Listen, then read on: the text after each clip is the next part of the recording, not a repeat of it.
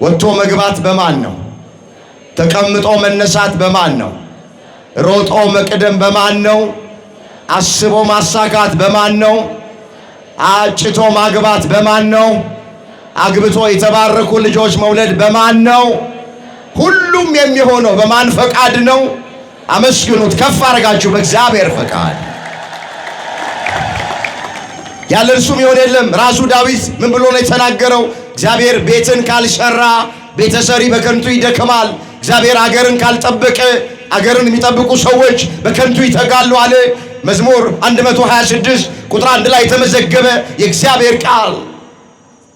እግዚአብሔር ቤትን ካልሰራ ቤተሰሪ በከንቱ ይደክማል። ቤትን የሚሰራው እግዚአብሔር ነው። ቤት ትዳር ሊሆን ይችላል። ቤት ኑሮ ሊሆን ይችላል።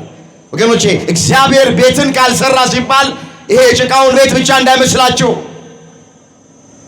ትዳር ቤት ይባላል። ሕይወት ቤት ይባላል። ኑሮ ቤት ይባላል። ኑሯችንን፣ ሕይወታችንን፣ ትዳራችንን ትዳር የሚያደርገው እግዚአብሔር ነው።